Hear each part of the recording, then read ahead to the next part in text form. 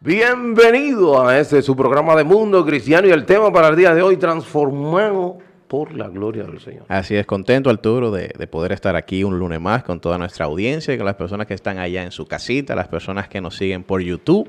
Dios le bendiga a cada uno de ustedes. Así es, en el día de hoy vamos a estar hablando de este tema, transformado por su gloria, y estaremos usando como texto sede el capítulo 3 de Segunda a los Corintios, 3:18. Ahí vamos a estar hablando con relación a este tema tan importante y queremos, ¿verdad?, hablar con relación por qué necesariamente tenemos que ser transformados, tenemos que ser, ¿verdad?, cambiados y demás. Y todo eso lo vamos a hablar a la luz de la palabra del Señor y el por qué hay personas como que no se ve ese cambio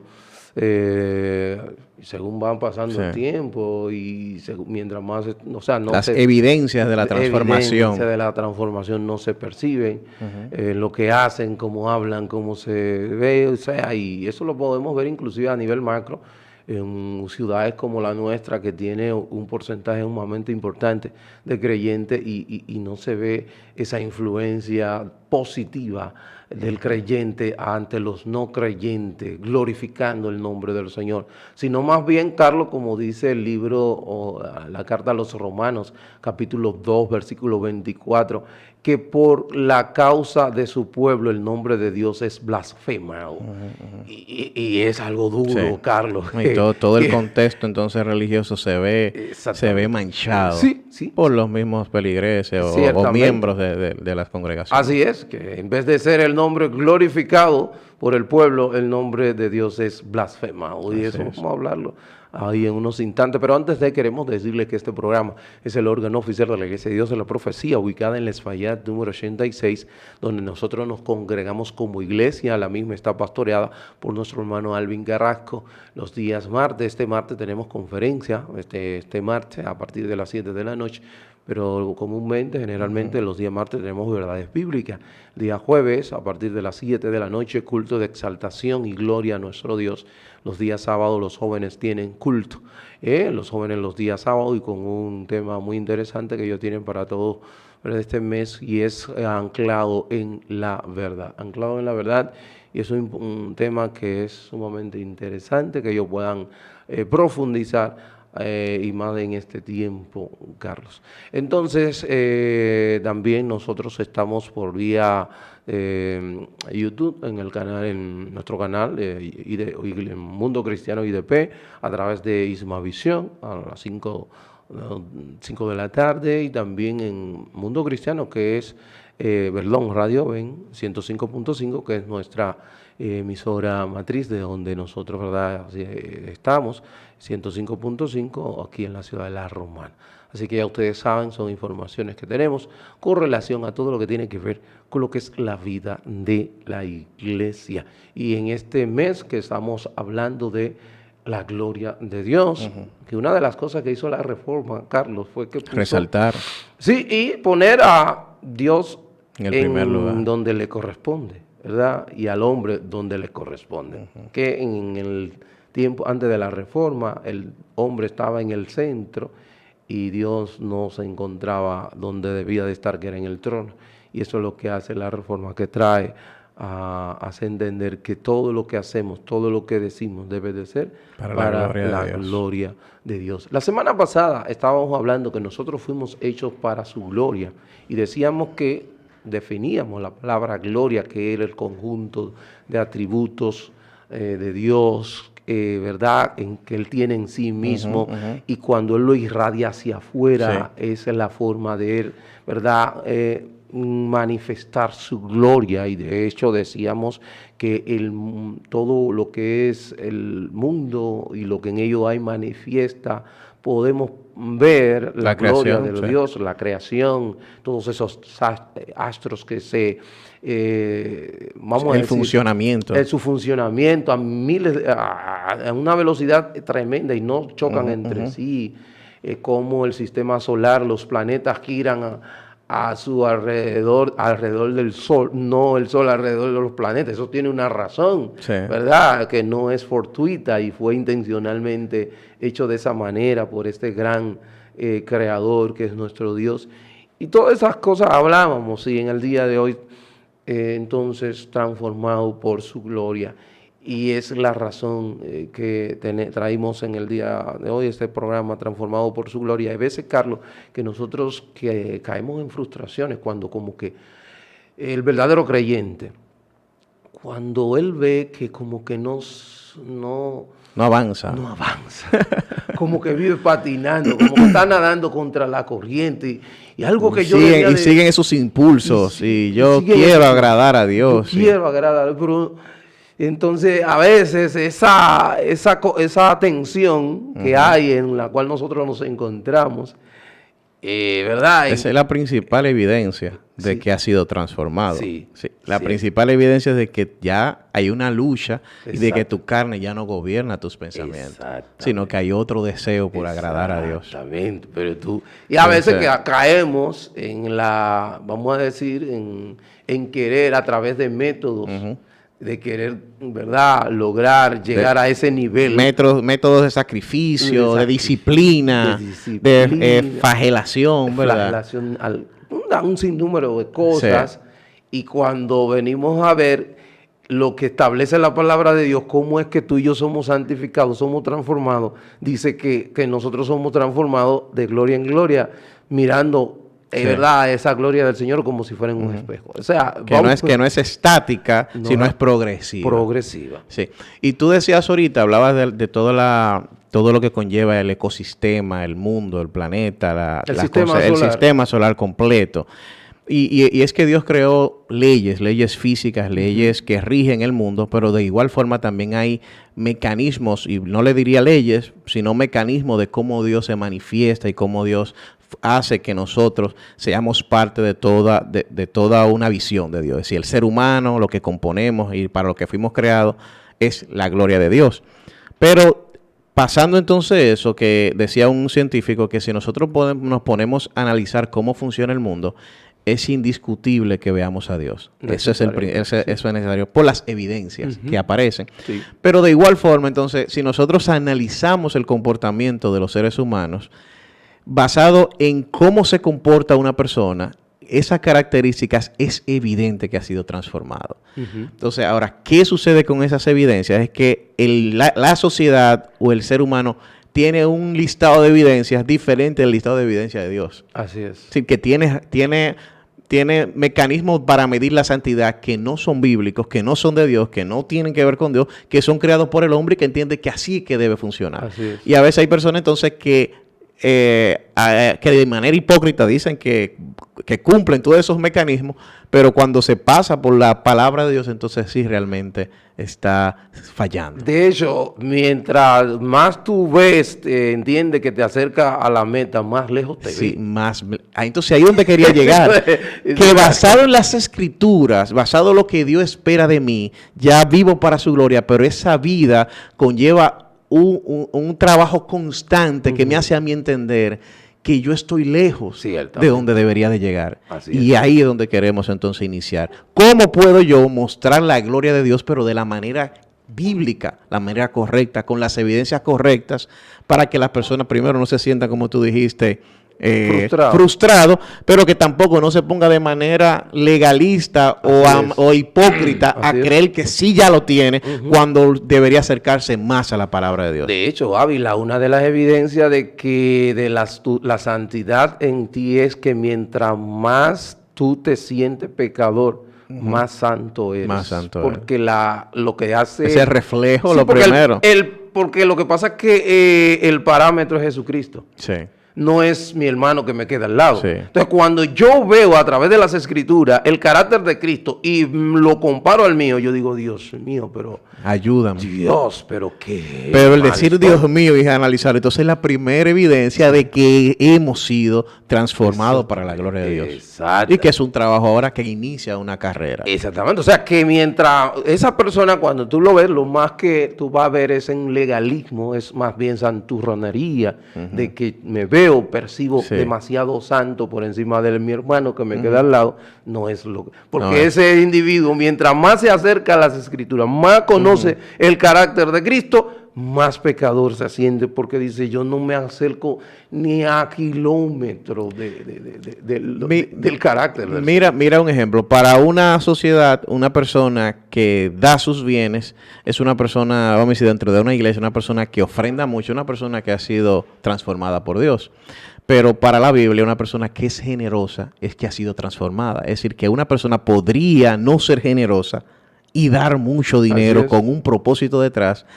Pero a mí, que como me dice la Biblia, ni siquiera está en mi posibilidad yo ser generoso si no es transformado por Dios. Lo que pasa es que la generosidad no se evidencia en lo que tú das. En lo que yo hago. Sino por qué lo das. ¿Por qué lo doy? En la intención. La intención. Entonces, fíjate cómo cuando me voy a la Biblia, entonces me hace ver que estoy lejos de cómo debería ser. Entonces, que debo entonces ejercitarme en actitudes que no son visuales posiblemente, sino que están dentro de mi corazón. Así es. Entonces, tenemos como texto sede 3:18, según a los Corintios, que dice, ¿tú lo tienes allá? Sí, lo tengo aquí, dice, por tanto nosotros todos mirando a cara descubierta como en un espejo la gloria del Señor, somos transformados de gloria en gloria, en la misma imagen, como por el Espíritu del Señor. Así es. Sí, de gloria en gloria, de manera progresiva.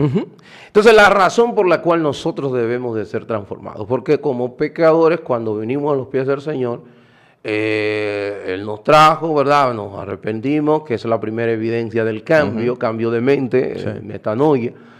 Ahora bien, que ahora yo en el camino, yo debo de ir transformado. ¿Y por qué debo de ser transformado? Nosotros, como obviamente crecimos en hogares no creyentes, en un mundo, en un sistema del mundo que hemos sido, vamos a decir, formados nuestro carácter con un sinnúmero de... Un proceder no bíblico. No bíblico, de mentiras que abrazamos como verdades. Y necesariamente esas mentiras deben de ser desalojadas de nuestros pensamientos, de nuestro entendimiento.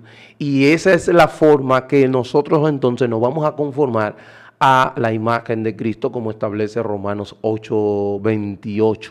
Donde dice que para que tú y yo fuimos salvados, para llevarnos a la imagen de Cristo. Y la forma que lo va a hacer es a través de la renovación ese entendimiento, de ese conocimiento, porque el sistema del mundo te ha plasmado, ¿verdad? Otro te ha camino. llenado exactamente de ideas que no son las correctas según la palabra del Señor. Así es. Y es evidente que si ya eres transformado y inicias este camino, entonces es como si mi esposa me dijera, mira, estoy en dieta, únicamente como cosas saludables, pero cada día está más obesa. Es decir, no es natural eso. Entonces, que le has dicho que el creyente que ha sido transformado por la gloria de Dios, que inicia esta carrera de gloria en gloria para perfección, no puede seguir cada día peor, sino que va a ir mejorando. Claro, no en el nivel que plantea el legalismo, pero sí progresivo, porque cada uno tenemos una velocidad diferente. Así es. O sea que, Carlos, que vamos a decir, la forma o el sistema de santificación por excelencia es contemplar la gloria del Señor, y donde tú y yo contemplamos la gloria de Dios en la persona de Cristo, y donde vemos a la persona de Cristo en las Escrituras. Entonces, ¿qué está haciendo el apóstol Pablo? El apóstol Pablo lo que está haciendo aquí es un contraste entre el antiguo pacto y el nuevo pacto. Entiéndase por antiguo pacto, el pacto que Dios hizo con su pueblo cuando le entregó la tabla de los mandamientos, los 10 mandamientos, ¿verdad? Dicho sea de paso que si tú te vas al versículo 6 de ese mismo capítulo, él te dice que el ministerio que habla de que la letra mata, refiriéndose a la ley. O sea que la ley no tenía posibilidad alguna de darme salvación. No porque de proyectar esa regeneración correcta que solo por medio de Cristo logramos. Lo logramos. Obviamente que el problema no es la ley, porque dice el mismo libro de Romanos, capítulo 7:12, que la ley es justa, santa y buena. El problema está en nosotros. Entonces, dado ese caso, la ley me daba la información, pero no me daba la forma como podía llevar. Entiéndase que la ley es un buen capitán, pero la carne es un mal soldado. Tan sencillo como eso. No hay forma de que podamos, ¿verdad?, te dice, te informa correctamente, no te da cosas que no son correctas, pero el problema es que no te da la fortaleza para tú lograr eso que te está exigiendo. Sí. En el nuevo pacto, Pablo establece que es superior, la superioridad del nuevo pacto, lo que te hace que te da, que es por medio del Espíritu, te da vida, pero aparte de que te da vida, te da la capacidad de tu poder cumplir la ley de Dios, no perfectamente, pero sí sinceramente. No perfectamente porque es algo imperfecto, sino porque tenemos, obviamente, el cuerpo de muerte. Hay una necesidad de Jesús y tener esa deficiencia a nivel de humanidad, eso es lo que nos hace apegarnos más a Jesús, que somos fuertes de saber, si yo pudiera entender que por mis propios medios pudiera yo alcanzar esa santidad, entonces ¿para qué está Jesús ahí? Sí, porque es por medio de Él, mirándolo a Él. Pero entonces y me gusta Pablo, Arturo, porque Pablo es como, tiene es sincero, es muy sincero comparado con todos los apóstoles que hablaron sobre otros puntos de vida. No es que los otros no sean sinceros, sino que Pablo se sinceriza, habla de sus debilidades, pone la carne y dice, wow, pero es que hay cosas que yo quiero hacer. Pero estamos hablando de una persona que formó muchas de esas grandes iglesias, pero diciéndole a los miembros, miren, yo estoy tratando de luchar con esto, es decir, yo no he llegado aún. Yo estoy en un camino, y hablando de que incluso cuando menciona esta cosa, llevaba todo un trayecto, porque en las últimas cartas que habla sobre su naturaleza pecaminosa. Es la sinceridad de entender que nosotros como seres humanos que fuimos creados para la gloria de Dios, sí tenemos deficiencias, sí tenemos debilidades, pero es por medio de Cristo y por medio de un proceso que vamos a ir transformando y para mostrar esa gloria de Dios. Entonces, la razón por la cual, Ávila, no se nota en muchos creyentes esa evidencia de transformación, que lo único que hay entre uno y otro es que uno profesa ser creyente y otro dice que no es creyente. Pero en cuanto a actuaciones, si hay que barajar, baraja en el trabajo, si hay que hablar mentira, habla mentira. O sea, si hay que hacer lo que se comporta a la misma altura del que no es creyente. Entonces, si hay que aliarme con una persona que no tiene principios, lo hace. Lo hago por beneficios. Entonces, ¿cuál sería la razón por la cual ese hermano que tiene 20 años en una congregación y dice que es creyente, no se ve?